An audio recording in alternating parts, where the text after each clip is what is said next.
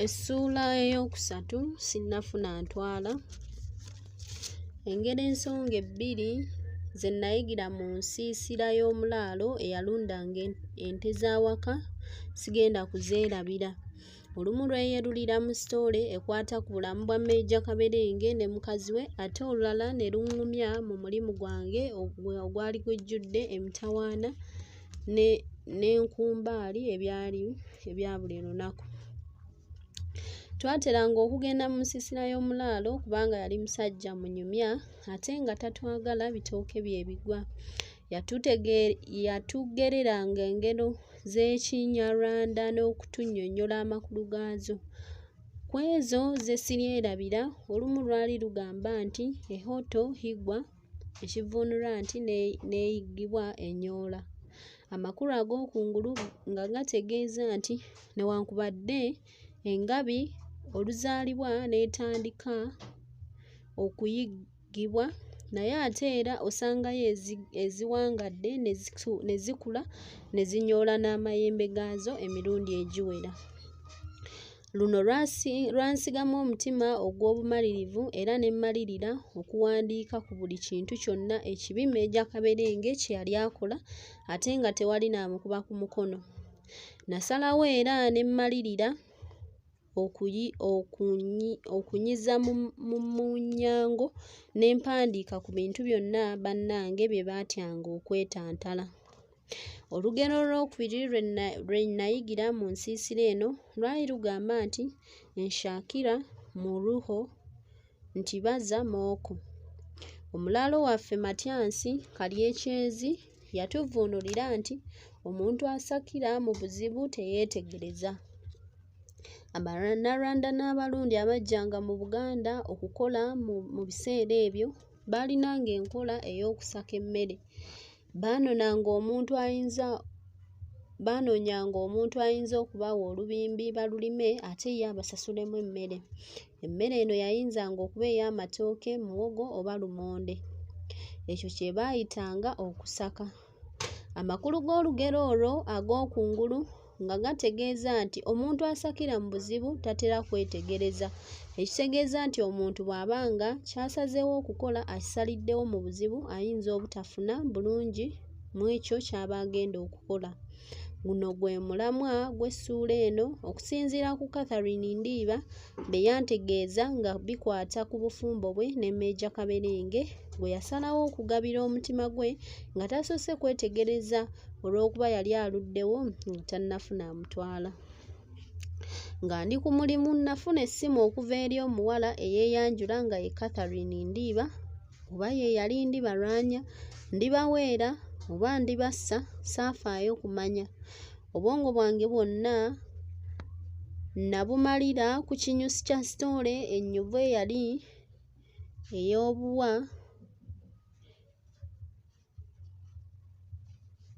nga gye yali angemulira nga yabuwa awatali kugisasulira. Bwe nawuliriza emboozi ya mwana muwala ono, emmeeme yange yadduka n'eddayo ku ebyo omusomesa waffe ow'Oluganda mu Makerere University be yasiinyangako nga tannatandika kusomesa kwennyini. Olumu yategeeza abaana abawala nti bw'oba oli mu mwaka gwo ogusooka obeera oyagala ofune omusajja eyamala okuzimba alina omulimu ogw'ekitiibwa era nga yeevuga. Abasajja abalala bonna ababa baagala okukuwasa naye nga tebalina bisaanyizo ebyo toyinza kubalabawo, era oli bw'akugambako weesunguusula n'obeerera ddala ng'oli gwe baayimbanga nti olumugambako n'asongoza omumwa ng'ate alifumbirwa. Bw'otuuka mu mwaka ogwokubiri obeera oyagala ofune omusajja alina omulimu n'ennyumba eyiye. Bw'otuuka mu mwaka ogwokusatu obeera oyagala ofune omusajja alina omulimu ne bw'abeera nga mupangisa. Bw'ova ku yunivasite obeera oyagala ofune omusajja yenna era omwagale nga bw'ali. Okusalawo okwo mu kiseera kino kuyinza okukuleetera ebizibu bingi. Ebigambo ebyo nabijjukira lwa nsonga nti Catherine Ndiiba yali ayagala kumuyamba mpandiike eggulire eryanika Meeja Kaberenge n'ebizibu bye yamutuusaako. Ndiiba bwe yamala okusoma diguli yeesooka yafuna omulimu mwemu ku laadiyo eŋŋanzi mu ggwanga ate nga n'omukembe abakama be gwe baali bamuwa gwali guwera ate nga n'ensasula teyali ya lusuluuju. Naye buli lwe yalowoozanga ku kigambo sinnafuna ntwala muli ne yeewulira nga tawera so ng'ate yali mulungi lwondo nga ne Namuŋŋoona amukaaba. Lyali teriri busa n'afuna munnamagye eyajjanga buli nkomerero ya mwezi okwogerera ku pulogulaamu eddembe n'obuvunaanyizibwa gye yaweerezanga ku laadiyo eno. Ensisinkano eno yavaamu omukwano ogwatuusa ne Kaberenge okusaba munne amuggye mu masiga kubanga naye yali muwuulu. Catherine Ndiiba eky'okujja Kaberenge mu masiga teyakisangamu buzibu kubanga naye yali atandise okuyisibwamu emimwa nga n'abandi bamutuumye Kibuuse mu kuyege, erinnya erituuma omuwala abeera adibidde ku luggya lwa kitaawe. Abamu erinnya lino baalisalangako ne bamuyita Kibuuse anti omuntu wa kuno. Obufumbo bwa Ndiiba ne Kaberenge bwali bwakawundo kakubye eddinisa. Yeefumbiza yekka era ssenga we Nannozi ne bakadde be baakitegeera luvannyuma nti omwana waabwe ali mu ddya. Tekyabasanyusa naye ne basuubira nti nga bwe tuli mu mulembe guno omukyufu ekiseera kijja kutuuka omuwala ayanjule bba mu butongole. Wabula ssenga Nannozi yagezaako okulabula muwala we ku buzibu obuyinza okuddirira naye Ndiiba n'afuuka Ndiiba era ng'asanyusibwa nnyo n'okuwuliriza akayimba omwana yasiima nze. Ssenga Ndiiba yasimba n'akakongo n'ategeeza muwala we ebigambo bino nga Ndiiba yennyini bwe yabinnyumiza ng'eno n'amaziga bwe gamuyitamu. Abasajja tebeesigika ate bwe kituuka ku oyo akututte kawundo kakubye eddirisa kiyitirira. Oliggyawo obwogerero bw'ali baakunaabidde mu maaso. Bw'aba akwagala ajja akyale era wabeerewo n'obukakafu nti oli mukazi we. Ffe tetuli nga basajja. Abasajja basobola n'okufutiza abakazi be bataagala era ky'ova olaba nga benda ne ku bakozi b'awaka so nga tebabaagala. Teri musajja ayagala kubeera na mukazi mulalu eyayita ttembo oba omusimbu naye bonna babafutiza ne babazaalamu n'abaana. Wandibadde mwegendereza. Nawuliriza n'obukakkamu bungi nsobole okutuuka ku ekyo kyennyini Ndiiba kye yali ayagala mpandiikeko. Yantegeeza nti ye ne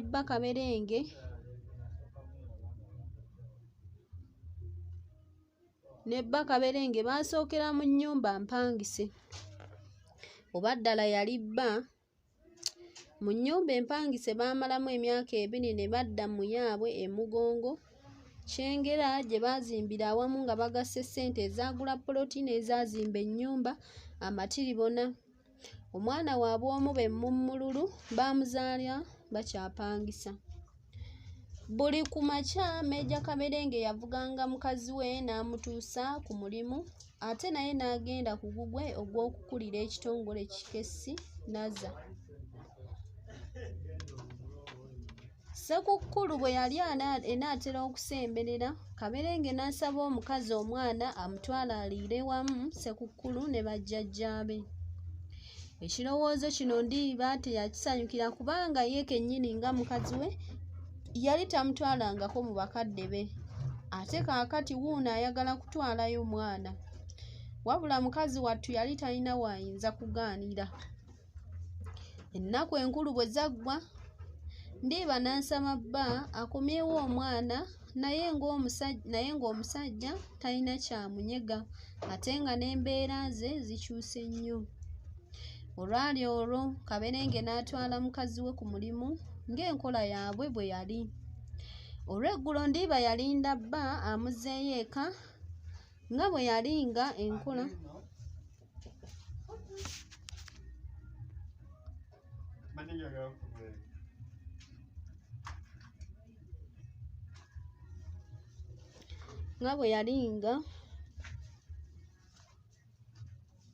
ku mulimu yakolanga buli lunaku, naye Kamerenge talabikako, afuukidde ddala musu gw'ekanyanya mugenzi tazze. Yakuba ku ssimu ya bba emirundi egiwera naye nga teriiko. Amagezi gaamwesiba, kyaddaaki n'asalawo okulinnya takisi addeyo eka. Ennyumba yasanga nzigule so nga bulijjo bagireka nsibe. Ebintuntu n'empapula byali bisaasaanidde mu ddiiro. Yaggulawo ekisenge nakyo nga kisi kisibe. Buli kantu konna Ndiiba ke yali amanyi nti ka Kaberenge kaali tekalabikako. Yatandika okwebuuza yekka ku bintu Kaberenge bye yali amukisizza. Ebirowoozo ebimu byamugumya nti kasita akulekedde ennyumba, ate ebirala ne bimujjukiza omwana we gwe yali tamanyi gy'ali. Zaali ziwera essaawa 3 ez'ekiro, Ndiiba n'afuna abagenyi be yali talabangako. Baasooka kumusaasira olw'ebyo ebyali biguddewo, naye ne bakamutema nti ennyumba eyo Meeja Kaberenge yagibaguza n'abakolera n'endagaano era n'abawa n'endagaano kwe yagulira poloti eyo. Beeyongera okumutegeeza nti bamuwadde omwezi gumu abaviire mu nju, oba bw'abanga yeesobola baali bajja kukkiriza okumupangisa. Enkeera Ndiiba yatuukira ku ofiisi z'ekitongole Kaberenge kyali akulira. Abaserikale tebaamuganya kusukka mu ddiiro abakozi b'ekitongole kino we baali batuukira. N'ebigambo bye yasoma mu ddiiro lino byayongera okumukanga. Mu ddiiro lino mwalimu ekipande ekiwandiikiddwako ebigambo nti "What you see here, what you hear here, leave it here secret." Ebigambo bino byali byakulabula nti ekifo mwe yali ayingidde tekisaagirwako. Buli ky'olabye oba ky'owulidde nga kyogerwa mu kifo kino kikuume nga kyakyama. Neewuunya gye yali yajja ovuma okuntegeeza ebigambo bino kubanga ate bye yalaba yamala n'abintegeeza. Ndiiba bwe yava mu ofiisi eno yaggukira mu ofiisi ya FIDA ekola ku nsonga z'abakyala ababa bafunye obuzibu obw'engeri ng'eno. Mb'oluusi bakola ne ku nsonga z'abasajja ababa batulugunyizza bakyala baabwe. Bannamateeka ba FIDA baamunenya okulugwamu mu ngeri efaanana bw'etyo, so nga yali mukyala muyigirize era asuubira okumanya ebika by'obufumbo ebitongole mu mateeka. Baamutegeeza nga bwe yali takyalinawo kyayinza kutaasa kubanga teyali mufumbo nga bwe yali akirowooza, ate nga n'endagaano ezaagula poloti zaali mu mannya ga Meeja Kaberenge yekka. Baamukutulira akati mu kutu bwe baamutegeeza nti ensimbi zonna ze yawanga bba okuzimba ennyumba yasuulanga ku ŋŋanda ng'omukubi wa zzaala. Baamutegeeza nti waakiri singa yali alina obukakafu obulaga nti Kaberenge yamwanjulako mu bakadde be, baali badde bamulaba ng'omufumbo eyafumbirwa mu bufumbo obw'ekinnansi, kubanga nabwo bukuuma abakazi ne batagobaganyizibwa nga tebalina kye bafunye. Wabula baamusuubiza okukola ku nsonga z'omwana we amuddizibwe. Mwana muwala bwe yalaba ng'asobeddwa eka ne mu kibira n'asalawo okumpa sitoola eno ng'asuubira nti singa Kaberenge ayanikibwa mu lujjudde yandyekuba mu kifuba n'amugulira poloti atandikire okwo okwezimba obuggya. Nawulugumya olukomo ne nsaba Meeja Kaberenge abeereko byantegeeza nga sinnafulumya sitoola eno. Kaberenge yansekerera n'anjerega ate era n'andabula. Yantegeeza nti ndi wa ddembe okugenda mu maaso n'okuwandiika oluvenge lwange olwa bulijjo, naye ng'ekyo kitegeeza nti yali wa kunteeka ku lukalala lw'abalabe be so nga yali yanteeka ku lukalala lumu oluliko abalabe b'eggwanga. Nagenda mu maaso n'okufulumya sitoola eno kubanga ekyo kye nagunjukira, omusimbu agunjukira bigwo. Okufulumya sitoola eno kwayongera ettutumu ate n'akatyamaga ke nnali njolekedde ne keeyongera okweyerula. Natandika okulondoola abantu be nnali sitegeera bulungi, naye be nnali nkakasa nti baali basajja ba kaberenge. Okunzita kyali kimaze okufuuka ekizibu ennyo eri omuntu yenna eyali ayagala okukirowoozaako kubanga nnali nfuuse kagumba ka mmale k'otamala gamira otyo. Kitange bwe yawulira obuzibu bwe nnalimu n'ansaba nsooke nzireko eka empewo z'abajjajjange zinfuuweko. Nali sisomola kumujeemera bwe ntyo abaali bannondoola ne mbakuba ekimooni. Ne nsooka nzirayo mu kyalo gye banzaala ekyosi kimale okuyita. Mu kugenda mu kyalo nagendayo nga nsiigaddemu ekiniga ku musajja ono. Bwe nafuna essimu ya Ndiiba nali nsuubidde nti be yali ayagala okuntegeeza bye byali eby'okuntuusa ku kyama ekyali kikwekeddwa mu bigambo ndikibuulira ani. Bye nasanga mu nsawo ya Kaberenge ku lunaku lwe namusisaamu olugaayo. Mu kwogera kwange ne Ndiiba mwe nakizuulira nti naye yali mufumujja, yali talina ky'amanyi ku bigambo ebyo.